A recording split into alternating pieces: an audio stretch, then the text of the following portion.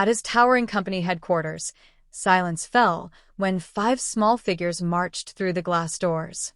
Security tried to stop them, but the eldest boy raised his voice with a sharp authority that seemed almost unnatural for his age. "We're here to see Chaijun. He's our father." The entire lobby froze. The night in Seoul was velvet dark, pierced by the pulse of neon lights that flickered across Gangnam's skyline. Rain had washed the streets clean earlier, leaving the air damp and humming with tension. Hidden in the shadow of that brilliance was a name whispered with fear, respect, and something dangerously close to worship. Chaijun. At 32, he was a paradox of beauty and brutality.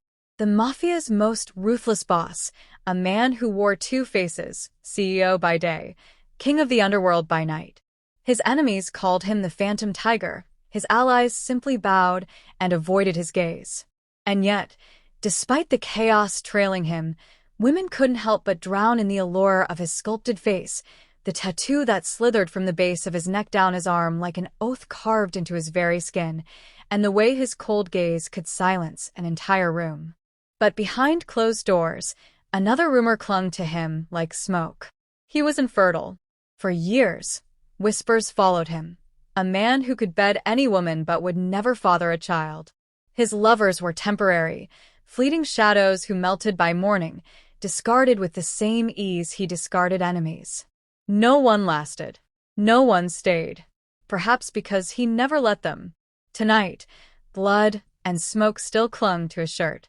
His team had just returned from a ruthless raid that shattered one of his rival syndicates. The price was high, but victory was his. And victories, no matter how violent, were celebrated. The nightclub was private, reserved only for his men. Loud bass thundered through the air, glasses clinked, women swayed under strobe lights, and yet, in the center booth where Chaijun sat, silence lingered. He leaned back against the black leather, cigarette between his fingers, sharp jawline lit by the glow. His men cheered, but their eyes flicked to him often, waiting for his approval before their joy spilled too freely. That was the kind of power he held, silent, absolute. Across the city, Timmy exhaled shakily as she adjusted the long braids that swung against her back. The club's neon lights painted her dark ebony skin in hues of blue and pink as she hesitated at the entrance. 6 months in Korea, and it felt like 6 years of suffocation. Her boss at the small company where she worked treated her like an outsider, her coworkers barely spoke to her, and every day was a struggle to balance homesickness with the weight of survival. Tonight, she told herself, was about breathing. She didn't come here for men. She didn't come for trouble. She only wanted to unwind, to drown the bitterness of rejection in music and maybe a drink or two. Her dark eyes scanned the room. She was stunning, though she never fully believed it. Long braids framed her oval face, lips full and unpainted, eyes bright but tired. Dressed in a fitted black dress that clung to her in ways she hadn't intended, she suddenly felt all eyes sliding toward her. Foreign, different, unfamiliar. Still, she forced a smile, clutching her small purse tighter as she made her way inside. At the booth, Chaijun's gaze caught on her almost immediately. Not because she was another woman walking into a club. No. Women were endless to him, waves crashing and fading. But there was something about her. Her skin glowed beneath the lights, her presence unapologetically out of place, yet magnetic. She didn't try to blend in, didn't seek attention, but the way she carried herself made her impossible to ignore. His cigarette burned lower. His men kept laughing, but his eyes, they followed her. Cold, assessing, unreadable. Boss, one of his lieutenants leaned closer, noticing his gaze. You want me to? No. Chaijun cut in, his voice low, a warning and a command. The lieutenant shut his mouth immediately. Timmy made her way to the bar. Her Korean was shaky, but enough to order a cocktail. As the glass slid toward her, she sipped, letting the burns soothe her nerves. She didn't notice the pair of eyes that had locked on her from across the club. Or maybe she did, and pretended not to. Minutes passed. Music roared. And then, a shadow fell across her. She turned and froze. Him. Up close, Chaijun was devastating. A sharp black suit tailored to perfection, the ink of his tattoo peeking from his open collar, and those eyes, cold steel, piercing, unreadable. He looked down at her as if he had the right, as if the entire room bent beneath his weight. Her lips parted, but no sound came out. "You don't belong here." His voice was low, deep, carrying the kind of authority that made her chest tighten. She swallowed, straightening. "I just came to drink. To relax." Chaijun tilted his head slightly, studying her like a puzzle he wasn't sure he wanted to solve. Relax. A faint smirk ghosted his lips. In a place like this? Morning sunlight spilled weakly into Timmy's small apartment. She woke up with a groan, the ache in her body still reminding her of the reckless night she'd tried to forget. The sheets smelled faintly of cologne that didn't belong to her, and she squeezed her eyes shut, heart pounding at the memory. Him. The man whose name made half of Seoul tremble. The man every whisper painted as untouchable, cold, infertile. Chaijun. She hadn't asked for his number.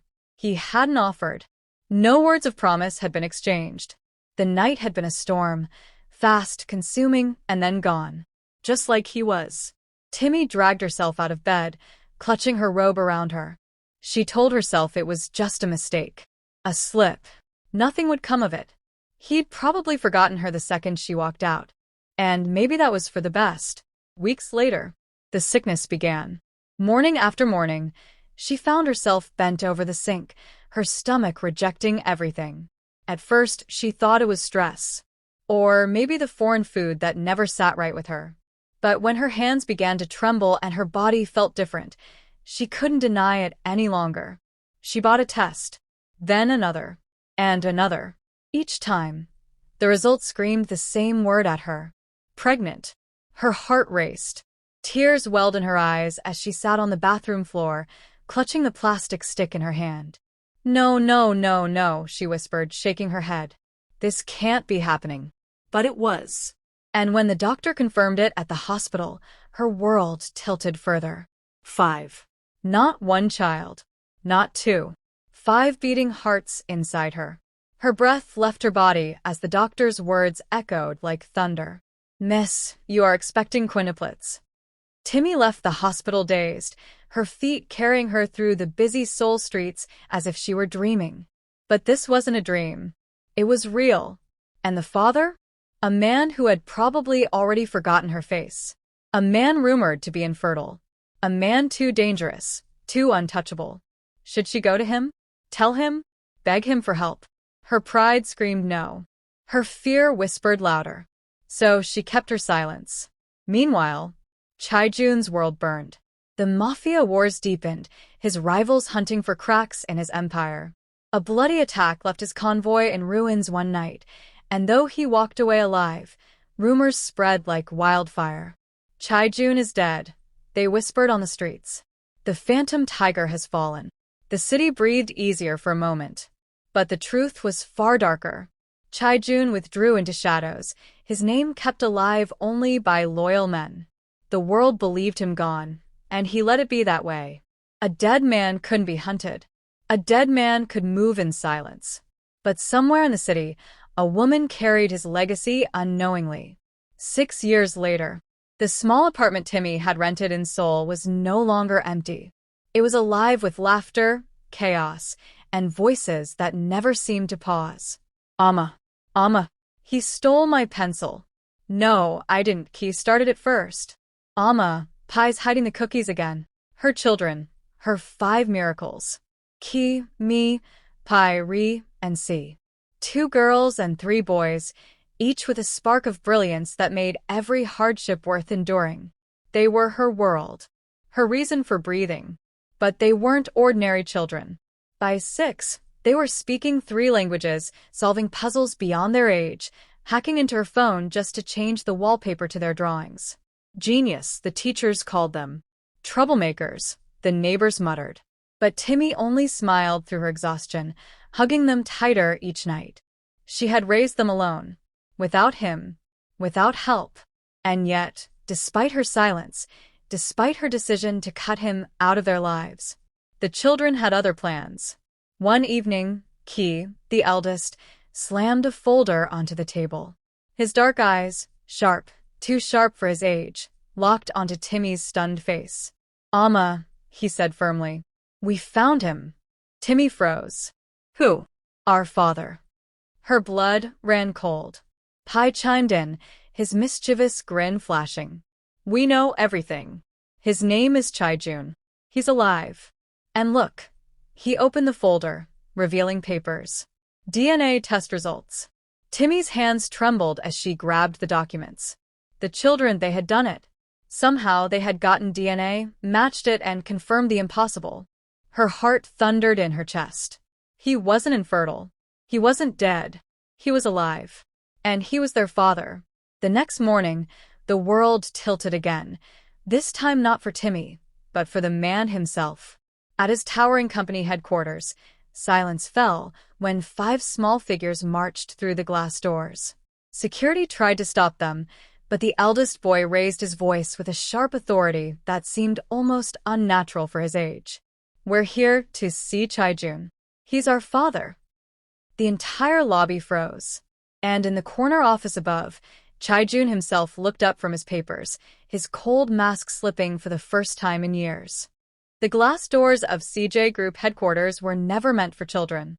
They were meant for power suits, security escorts, and the kind of men whose whispers could change entire economies. But that morning, the lobby froze in disbelief as 5 little figures stood defiantly before the reception desk. Ki, the eldest, planted his feet firmly, like a general rallying troops. His braided hair framed his small but fierce face, and the determination in his eyes looked far older than 6 years. "My name is Ki," he said, his Korean crisp practiced. He pointed at the others. "This is me, Pai, Ri, and Si.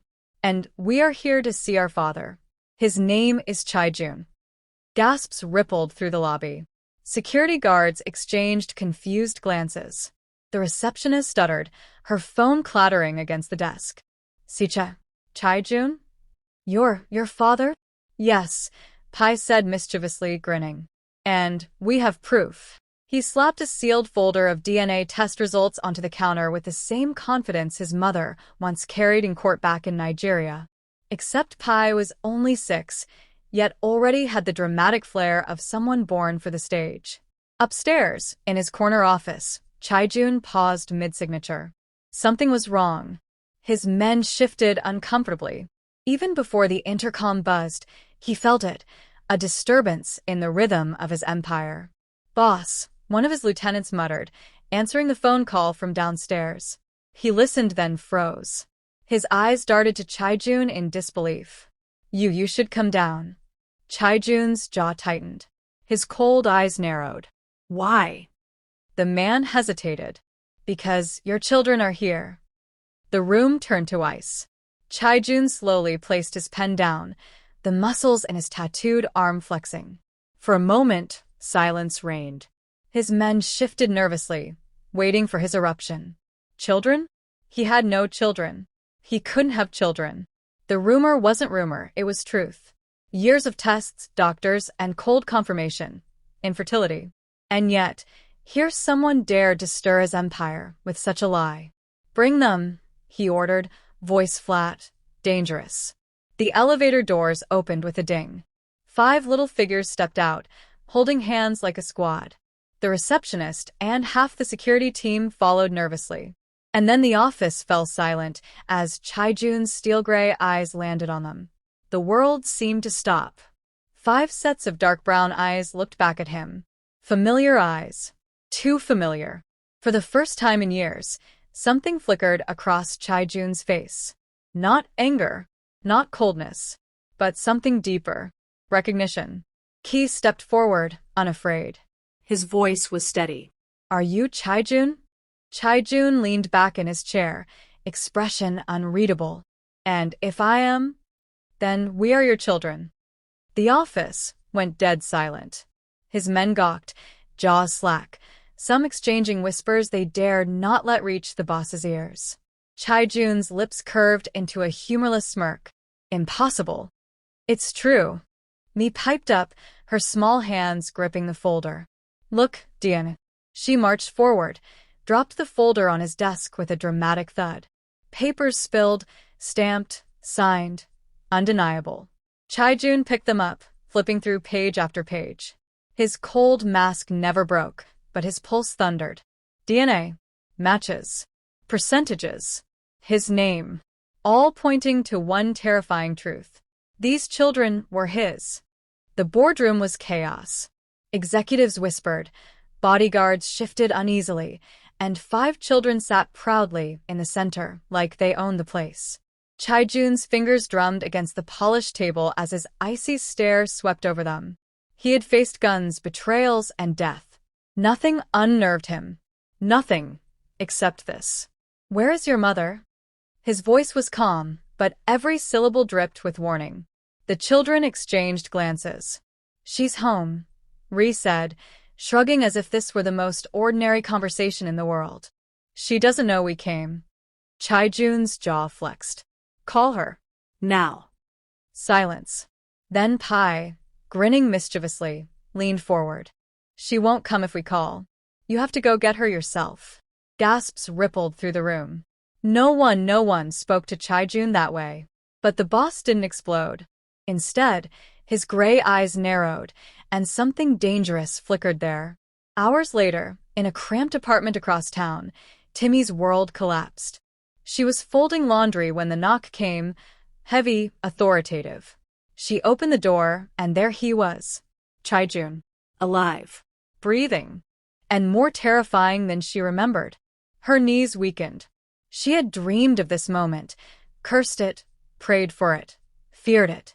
But nothing prepared her for his towering presence filling her doorway, his tattoo curling beneath his shirt collar, his cold eyes locking onto her like a predator. You, he said flatly. Timmy swallowed hard. Chai-jun. His gaze swept the small apartment, the toys scattered across the floor, the laundry, the faint smell of home-cooked stew. His jaw tightened. You kept them from me. Her heart stuttered. I didn't. You did. He stepped closer, voice low but laced with steel. 6 years. 5 children. And you said nothing. Timmy's eyes burned with tears. What was I supposed to do? You disappeared. Everyone said you were dead. I'm not dead, he hissed, closing the distance until his breath brushed her face. For a moment neither moved.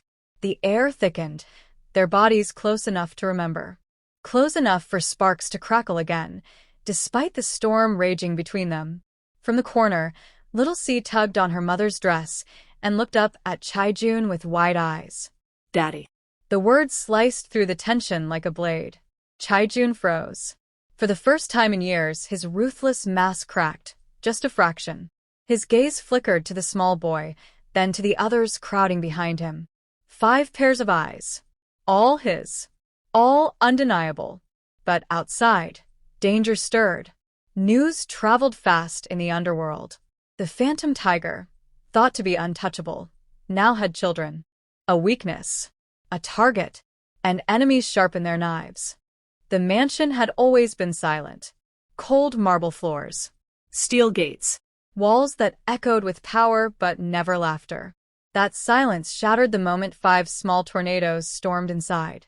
Wow. Mi's voice rang as she ran across the grand hall. It's like a castle. Amma, look. Ree pointed at the chandelier. It's bigger than our whole apartment. C tugged on Chai-jun's expensive suit, eyes wide. Daddy, can we live here forever? The word daddy struck deeper than any bullet ever had. Chai-jun froze, his chest tightening as the boy's innocent eyes looked up at him. He didn't answer. He couldn't.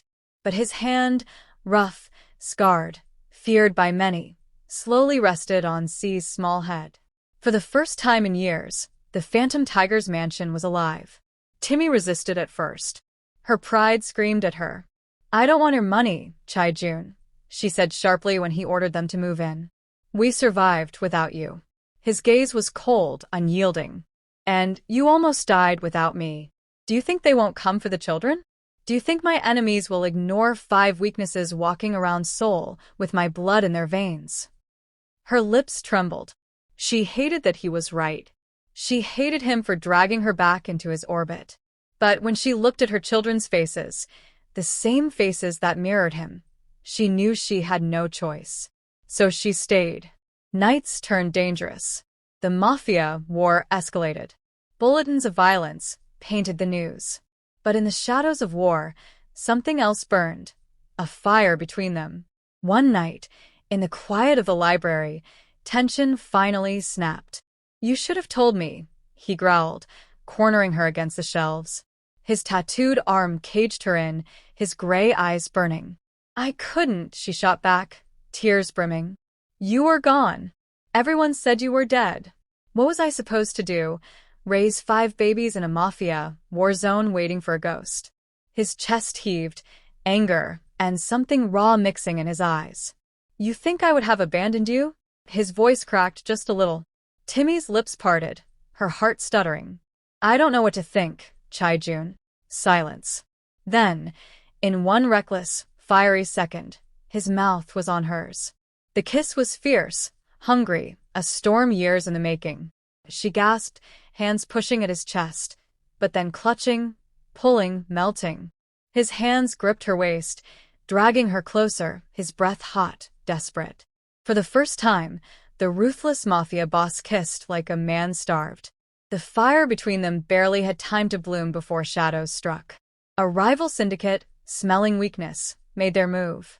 The children's school bus was ambushed. Gunfire cracked the morning sky. Chai-jun's convoy moved fast, his men ruthless. The Phantom Tiger returned in full, guns blazing, a nightmare wrapped in tailored steel. The attackers never stood a chance. But the image of his terrified children, clinging to Timmy, burned into him. For the first time, fear gripped him. Not for his life, but for theirs. That night, in the aftermath of chaos, he found her in the nursery, watching the children sleep. Timmy's face was soft in the dim light, exhaustion painting her features, but her hand tenderly stroked her daughter's braids. "Why are you here, Chai-jun?" she whispered without looking at him. "Why do you care now?" He stood in the doorway, silent. For once, the ruthless boss had no mask, no shield, only truth. Because his voice broke low, raw. "I can't lose you. I can't lose them." She turned, stunned. "I thought I was cursed," he confessed, stepping closer. "I thought I could never have children, never have a family. I believed I was destined to be nothing but a weapon, a ghost. But you," his hand trembled as it cupped her cheek. "You gave me 5 miracles." Tears spilled down her face. "Chai-jun." He leaned in, forehead resting against hers. "I don't want to be your ghost anymore. I want to be your man. Their father. Your husband." Her heart shattered and rebuilt all at once.